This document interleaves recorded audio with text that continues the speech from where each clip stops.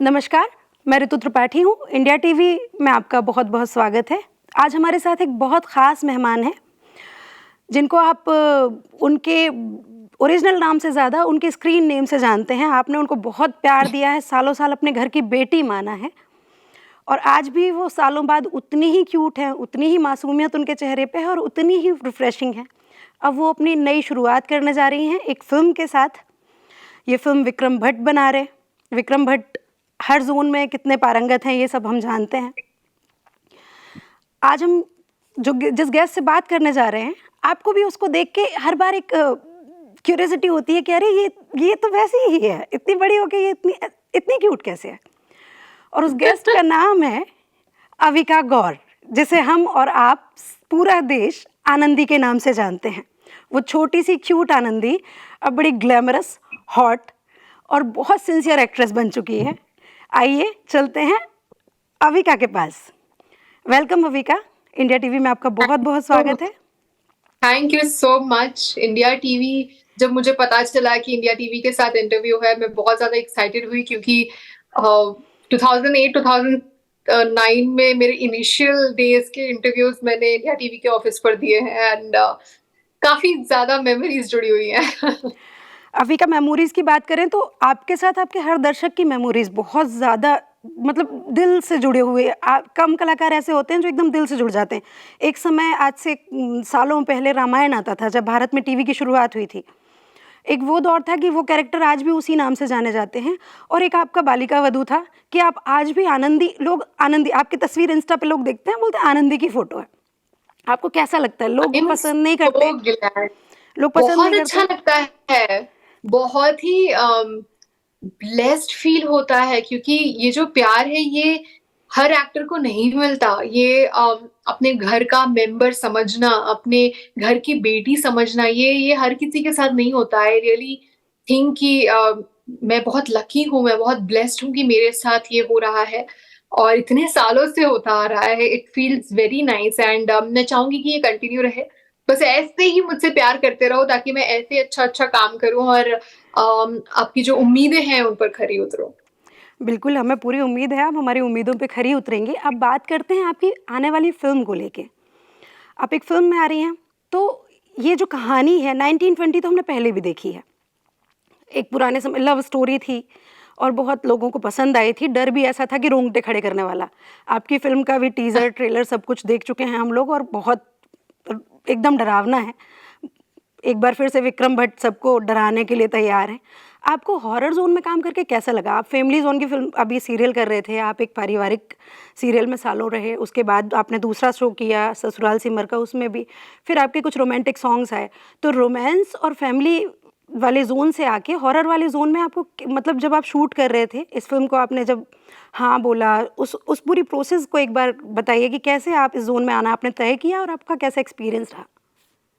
मैं काफ़ी टाइम से अलग-अलग किरदार कर रही हूँ साउथ की फ़िल्मों में और वहाँ पर से मेरा एक्सपीरियंस यही रहा है कि जब भी मैं कोई कैरेक्टर करूँ, मैं एक अपनी एक ऐसी छाप छोड़ जाऊँ कि लोग याद रखें। एंड आई थिंक मेरे राइटर्स ने, डायरेक्टर्स ने साउथ में काफ़ी मुझे ऐसे अपॉर्च्युनिटीज़ दिए जहाँ पे मैं ऐसा परफ़ॉर्म कर पाऊँ कि लोगों को याद रहे। एंड आई एम ग्लैड कि वो सारी फ़िल्में हुई क्योंकि उससे जो एक्सपीरियंस मुझे मिला है वो लाइफ़ टाइम काम आने वाला है, जैसे कि बालिका वधू का एक्सपीरियंस आज भी मुझे काम आता है। मैं वही आई थिंक मेंटालिटी से इस सोच में थी कि अब अच्छे अच्छे कैरेक्टर्स करने हैं, अच्छे किरदार करने हैं जो लोगों को याद रह जाए। और रही बात 1920 हॉरर्स ऑफ द हार्ट की, तो अलग है, काफ़ी अलग है। और हॉरर फ़िल्म मैंने कभी नहीं की, नॉट इवन इन साउथ। मैंने एक हॉरर कॉमेडी ज़रूर की है, लेकिन नथिंग क्लोज़ टू 1920। और 1920 जैसे कि आपने कहा, विक्रम जी ने ऑलरेडी वो इमेज बना रखी है। 1920 जो फ़िल्मों की सीरीज़ निकली है, वो सभी पार्ट लोगों ने बहुत पसंद किए हैं। और एक रिस्पॉन्सिबिलिटी डेफ़िनिटली है विक्रम जी को और महेश जी को कि ये भी उस लेवल की होनी चाहिए horror wise. And at the same time ये जो 1920 है, इसमें बहुत सारा ड्रामा है। बहुत सारा, जैसे कि आपने कहा कि मेरी जो इमेज है वो पारिवारिक ड्रामा वाली है। आई थिंक लोगों को पता चलेगा जब ये 1920 देखेंगे कि क्यों मैंने ये वाली फिल्म चुनी और क्यों मुझे इसके लिए कास्ट किया गया। मतलब एकदम आपको डराने के लिए डेफिनेट कमर कस लिया आपने। नहीं, अब तो ठीक है, डेफिनेटली। निकलवानी ही निकलवानी है। But not just that, I think क्योंकि ये वाली जो फिल्म है 1920 हॉरर्स ऑफ द हार्ट, इसमें एक फैमिली ड्रामा है, लाइक आई सेड, एक माँ है, एक बेटी है मेघना, और उसके पापा की बाबा की मौत हो जाती है और उसका बदला लेना है उसे अपनी माँ से। तो ये जो पूरी जो स्टोरी है, ये 1920 ऐसी नहीं है कि आपको हर 2 मिनट में कुछ डरावना दिखेगा, कोई कुछ दिखेगा आप डर जाओगे, नहीं। इसमें काफी एक इन्वॉल्वमेंट है, इमोशनल स्टोरी है, जिसके बीच बीच में हॉरर मोमेंट्स होंगे, क्योंकि eight the end of the day 1920 एक हॉरर फिल्म है। तो that's the process of this film. और अगर मैं उस प्रोसेस की बात करूं कि मैंने ये क्यों की और कैसे मिली, तो ये तो बहुत ही इंटरेस्टिंग है, क्योंकि हम जैसे आउटसाइडर्स को नहीं पता चलता कि कहाँ कौन सी फिल्म बन रही है और किसके लिए कहाँ ऑडिशन करना है, हम बहुत ज्यादा लॉस्ट होते हैं। तो मुझे नहीं पता था कि ऐसा कुछ होने वाला है मेरी लाइफ में। एक दिन अचानक से, आई थिंक कोविड बस खत्म ही हुआ था, और मेरे मैनेजर ने मुझे कहा कि विक्रम जी को वीडियो कॉल करना है आपके साथ। और बिल्कुल ऐसे ही हमारा वीडियो कॉल हो रहा था, और उन्होंने मुझे पूरी फिल्म नरेट कर दी पहली ही मीटिंग में। और मैं तो बस यही सोच रही थी कि ऑडिशन बोलने वाले होंगे, इसलिए मुझे इतना समझा रहे हैं कैरेक्टर के बारे में। But the next thing I know is कि उन्होंने कहा कि हम चाहते हैं कि आप ये फिल्म करें। ओह! मतलब आप एंड ये बताना पहले चाह ही रहे हो कि आप बिना कॉल में ऑडिशन के सिलेक्ट हुए? आप विशाल जी ने गाया है, मतलब इतने बड़े बड़े नाम है, आप ऐसे कैसे मिल गया? तो मैं भी उतनी ही शॉक थी जितनी आप हो। और eight the end of the day हो गया, and eight the end of the day हमने शूट की, और तब जाके रियलाइज हुआ कि क्यों मुझे मिली है। एंड आई थिंक ये ऑडियंस को तब पता चलेगा जब वो ये फिल्म देखेंगे। एक और बात, हमने आपको ट्रेलर में देखा, आपने बताया कि आपने साउथ के सिनेमा में काम किया, सबको पता ही है, लेकिन साउथ की फ़िल्मों से आपको बॉलीवुड में उस तरह से पहचान नहीं मिल पाई, तो कह सकेंगे सिनेमा में आपकी बॉलीवुड में एंट्री इस फ़िल्म से हो रही है। हंड्रेड और परसेंट जो एंड इस लेवल पे वही ये मेरा सवाल फिल्म है कि बहुत लोग सपने देखते हैं कि काश एक बार महेश भट्ट के साथ काम कर लूँ, काश एक बार विक्रम भट्ट से मिलने का मौका मिल जाए, काश एक बार उनके अंडर में काम कर लूँ, और आपको सीधे ब्रेक मिलता है और आप एंट्री पाती हैं विक्रम भट्ट की फ़िल्म में। होने वाला है, कुछ बड़ा हो रहा है। एंड बहुत ज्यादा एक्साइटमेंट है ऑनेस्टली, और बहुत ज्यादा नर्वसनेस भी है, क्योंकि इस फिल्म के साथ ना बहुत कुछ डिपेंड करता है मेरी लाइफ में। कि मैं हिंदी में कितना फोकस करूंगी मूवीज में, या फिर तेलुगु में कंटिन्यू करूंगी, या किस टाइप की मूवीज करने वाली हूँ मैं आगे। इस पर्टिकुलर एक प्रोजेक्ट पे बहुत कुछ डिपेंड करता है, क्योंकि ये लोग समझते हैं और कहते भी हैं आजकल तो कि आउटसाइडर्स की जर्नी थोड़ी ज्यादा डिफिकल्ट होती है।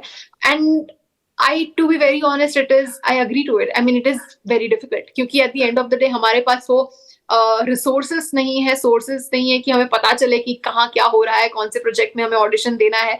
तो ये एक अगर अपॉर्चुनिटी मुझे मिली है, तो मैं चाहूंगी कि मैं अपना 100% दूं, और आगे जो भी होगा वो देखा जाएगा। अब जब आपने बात निकाल ही दी है आउटसाइडर्स की, और नेपोटिज्म एक शब्द बहुत ज़्यादा चर्चा में है पिछले 2-3 सालों से, तो आपने नेपोटिज्म को कितना महसूस किया?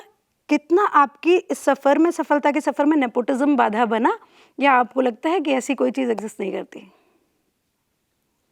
Eight the end of the day मैं समझती हूँ ये चीज, and I am very well aware कि it's not just about the film industry. अगर एक सक्सेसफुल डॉक्टर है, वो डेफिनेटली चाहेगा कि उनके बच्चे जो है वो भी डॉक्टर बने। I mean it's as simple as that, और वो अपनी पूरी जान लगा देंगे उसे डॉक्टर बनाने में। And there is nothing wrong in it. It is definitely wrong when कोई और डिजर्विंग है और उसे वो मौका नहीं मिलता। लेकिन अगर मैं फिल्म इंडस्ट्री की बात करूं, तो काफी ज्यादा आउटसाइडर्स हैं जिन्होंने ये प्रूव कर दिया है कि इससे डरने की कोई बात है नहीं। I think biggest of the names are Vidya Balan और शाहरुख खान और Sushant Singh Rajput. There are so many big names जिन्होंने दिखा दिया कि अगर ऑडियंस का प्यार है, तो ये नेपोटिज्म ये वो कुछ नहीं चलने वाला कंपेयर टू अदर्स। आपने तेलुगु सिनेमा में काम किया, साउथ सिनेमा, आज पूरे इंडिया में साउथ सिनेमा का बोलबाला है, इंडिया में नहीं दुनिया में, ऑस्कर ले आए भाई, और क्या चाहिए। तो ये मतलब ऐसे नहीं लगता कि अब तो हम एक स्टेबल इंडस्ट्री में हैं, वाई मूव एनीवेयर, वाई यहीं करते हैं कुछ, यहीं पे आगे बढ़ते हैं, तो इस तरीके के सवाल मन में नहीं आते जब पूरी दुनिया के लोगों की नज़र साउथ सिनेमा पे है, तो आप तो वहाँ स्टेबल हैं, वहाँ पे आगे बढ़ रही हैं, तो ये वाले सवाल हैं। 100% आते, 100%। ये कंफर्ट जोन, अगर कंफर्ट जोन की अगर बात करूं, तो टीवी मेरे लिए सबसे ज्यादा कंफर्ट जोन है। मैं आज भी अगर कोई टीवी सीरियल करना शुरू कर दूँ तो मेरे लिए तो मतलब इट्स अ नॉर्मल थिंग जो मैं इतने सालों से कर रही हूँ। क्यों मैंने साउथ में क्यों किया? Eight the end of the day अगर कंफर्ट ज़ोन में से नहीं निकलना था तो मैंने साउथ भी क्यों चूज़ किया? But at the end of the day I also know कि मुझे चैलेंजेस बहुत पसंद है। मुझे लाइफ में आगे बढ़ना है, मुझे बहुत कुछ करना है and it's not just about acting और एनीथिंग एंड आई थिंक इसीलिए मैंने अपना प्रोडक्शन भी खोला साउथ में और बहुत कुछ हो रहा है वहाँ पे भी। तो ये सब ये आई थिंक ये मेरे आसपास के लोगों का मोटिवेशन है मेरे लिए मेरी तरफ कि अब तुझे और आगे बढ़ना है, तुझे this is not the limit and बहुत कुछ करना है। आई थिंक उसकी वजह से आप ग्रो करते हो एंड मेरे आसपास बिकॉज सबने मेरी जर्नी देखी है। आई कम फ्रॉम नथिंग, कोई फैमिली का फिल्म बैकग्राउंड नहीं है, ऐसा कुछ भी नहीं है। तो अगर आप वहां से शुरू करते हो और आप इतना कुछ कर जाते हो इतनी जल्दी, तो आपको लगता है कि अब तो और बहुत कुछ हो सकता है। So why not try, at least try आसमान तो खुला करें पड़ा एंड है, आई आप थिंक दिस उड़ रहे हो 19 बस। Is my try. अब ट्राई सवाल करते आपकी हैं। निजी ज़िंदगी को लेके है। कुछ सालों से आपके बॉयफ्रेंड, आपके रिलेशनशिप को लेके खबरें सामने आई, हम लोगों ने तस्वीरें देखी और हम लोग ये अंदाज़ लगा रहे थे कि अब तो आनंदी की शादी होने वाली है। लेकिन अभी तक ऐसी कोई बाप खबर रे, मिली नहीं, तो ये खबर कब तक मिलने वाली है आपके फैन्स को? कब उन्हें इतना लगेगा जल्दी कि बाल विवाह आई डोंट सपोर्ट। अभी बहुत टाइम है एंड आई थिंक इस क्वेश्चन के साथ मैं डेफिनेटली ये भी कहना चाहूंगी कि जैसे कि आपने मेंशन किया अबाउट सोशल मीडिया पे पिक्चर्स देखी है एंड इसके बारे में सुना है। आई थिंक ये मेरा एक कॉन्शियस चॉइस रहा है कि मैं अपने पर्सनल लाइफ के बारे में शेयर करूं लोगों से, क्योंकि लाइक आई सेड कि उन्होंने क्योंकि बचपन से देखा है तो अपना घर का मेंबर है और अगर घर के मेंबर के बारे में जो उसकी लाइफ में सबसे इंपॉर्टेंट चीज है उसके बारे नाइस, में नहीं पता हो तो कैसा लगेगा। तो ट्रांसपेरेंसी आई थिंक बहुत मैं अच्छी बस चाहती पॉलिसी थी है। कि लोग मेरी मेरी मेरी लाइफ में मैं चाहती थी कि लोग अगर इन्वॉल्व हैं तो मेरी जो सबसे बड़ी खुशी है उसमें भी इन्वॉल्व, व्हाई नॉट। एंड लोग इतना प्यार करते हैं कि बहुत सारी दुआएं देते हैं, तो बस ये दुआओं की वजह से आज हम लोग कंटिन्यूसली है ना इतने सालों से साथ में। Agree.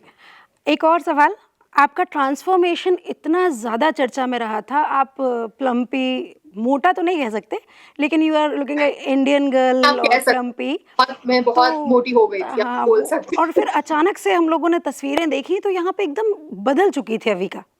Avika as a new look, Avika एकदम फिट थी, स्लिम थी और गज़ब की, मतलब जो ट्रांसफॉर्मेशन था वो काबिले तारीफ़ था आपका।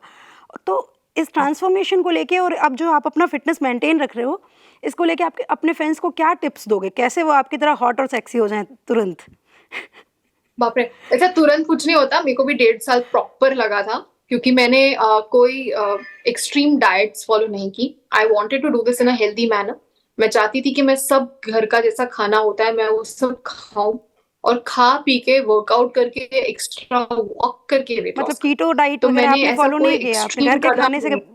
घर के नहीं, खाने से आप दुबली हो गई? मैंने सब घर का सब कुछ खाया। मैं एक गुजराती फैमिली से हूँ, हमें खाना बहुत अच्छा लगता है और मैंने वो खाने पे कभी कॉम्प्रोमाइज नहीं किया और ना ही मैं कभी करूंगी, मुझसे नहीं हो पाता। मैं बहुत फूडी हूँ और मैं खाने पे नहीं मैं कुछ कॉम्प्रोमाइज कर पाती। वर्कआउट एक्स्ट्रा कर लूंगी वो चलेगा, डांस एक्स्ट्रा कर लूंगी। So I use to burn more calories, that's what I did. And अगर मैं मैसेज देना चाहूँ अपने एज के लोगों को तो मैं यही कहना चाहूंगी कि आई रियलाइज्ड इट वेरी सून कि मैं बहुत जंक खा रही थी, लेजी बिहेव कर रही थी। वो मुझे बहुत जल्दी रियलाइज हुआ एंड आई एम ग्लैड उस तो कह एज सकते में हैं कि मुझे आपको रियलाइज हो उस गया। वो लत हो गई थी। जंक फूड एक लत के जैसा है ना, एडिक्शन हो ऑफ जाता है जंक कोर्स, फूड ऑफ का। और course, of course and honestly वो चीज मेरे करियर को इफेक्ट नहीं कर रही थी। I was still doing a TV serial, I was still working. तो मुझे ऐसा लगता था कि अगर मैंने थोड़ा बहुत खा भी लिया तो क्या फर्क पड़ता है। मुझे रियलाइज नहीं होता था कि ये इम्पैक्ट सिर्फ मुझ पे नहीं बल्कि मेरी ऑडियंस पे भी जा रहा है, क्योंकि आजकल लोग काफी इन्फ्लुएंस होते हैं और मैं नहीं चाहती थी कि लोग इस गलत चीज से इन्फ्लुएंस हो कि it's okay to eat junk, it's okay to be lazy. मैं नहीं चाहती थी कि, क्योंकि मुझे कोई हेल्थ इश्यू तो नहीं था कि मेरा वेट पुट ऑन हो रहा था। अगर हेल्थ इश्यू होता तो अलग बात होती, क्योंकि देन इट्स अंडरस्टूड कि वो मेडिसिन की वजह से या कोई और रीजन की वजह से हो रहा है। But it was just me being lazy. तो मैं नहीं एग्जांपल वो सेट करना चाहती थी कि लोग समझे कि ये अच्छा है, ऐसे एक्टर बन सकते हैं। मैं नहीं चाहती थी ऐसा हो। मैं चाहती थी कि लोगों को समझ आए कि ये फिटनेस अगर मुझे इस एज में रियलाइज हुआ है तो it is something important and I have to work hard. And I hope कि लोगों को ये समझ आए कि मुझे पतला नहीं होना था, मुझे फिट होना था। नाइस, ये बहुत ज़रूरी मैसेज है कि पतला नहीं, फिट होना है। नाइस। फिर से आपकी फ़िल्म को लेके एक सवाल है। अ, इस फ़िल्म में पहले आपने देखा होगा रामसे ब्रदर्स की फ़िल्में, आई थिंक आपको शायद ना पता हो, लेकिन रामसे ब्रदर्स की जब फ़िल्में आती थी तो सिनेमा हॉल में से इनाम रखे जाते थे कि कोई अकेले बैठ के देख लेगा तो 5,000 रुपए का इनाम मिलेगा। इस तरीके के इनाम रखे जाते थे। हॉरर मूवीज़ का ये ट्रेंड था बॉलीवुड का पुराना। तो जब आपकी फ़िल्म देखने लोग सिनेमा हॉल में जाएँगे, तो क्या वो सच में डेयर कर सकते हैं इसको अकेले देखने का, या हाथ पकड़ के एक-दूसरे का देखना पड़ेगा? मतलब मैंने जब देखी तो मैं तो खुद कि मुझे पता है क्या होने वाला है, मैं फिर भी डर रही थी। क्योंकि वो साउंड इफ़ेक्ट और उस सब के साथ वो एक फ़ील ही अलग होता है, डर लग ही जाता है। बट फॉर स्पेशली 1920 जो हॉरर्स ऑफ द हार्ट, ये जो हमारा वर्जन है, उसके लिए मैं डेफिनेटली चाहूंगी कि फैमिलीज जाके देखें। I am not talking about kids, क्योंकि एक हॉरर फिल्म जो होती है उसको ए सर्टिफिकेट ही मिलता है, that's a compulsion. But I am talking about families as in the grown ups हैं, वो अपने पेरेंट्स के साथ जाके देखें, वो अपने फ्रेंड्स और कॉलीग्स के साथ जाके देखें, अपने पहचान के लोगों के साथ जाके देखें। क्योंकि लाइक आई सेड, इसमें सिर्फ हॉरर नहीं है, उसमें काफी ड्रामा है, काफी फैमिली बॉन्ड रिलेटेड काफी कुछ ड्रामा होता है। एक लड़की और उसकी माँ और उसके फादर, उसके step father, there is so much going on कि आपको लगेगा कि ऐसे रिलेशनशिप्स होते हैं और ऐसे लोग डील करते हैं, and this is where we are. So I think ये एक फैक्टर डेफिनेटली है कि मैं चाहूंगी कि लोग ग्रुप्स में जाकर जरूर देखें ये फिल्म। नाइस। बहुत अच्छा लगा अविका आपसे बात करके। आपकी आने वाली फ़िल्म के लिए आपको बहुत सारी शुभकामनाएँ इंडिया टीवी की तरफ से। ऐसे ही काम करती रहें, थैंक हम यू। लोगों के सामने आती रहें। हमारी आनंदी हमको बहुत प्यारी है, हमारे दर्शकों को भी। Thank you. Bye. Thank you, bye.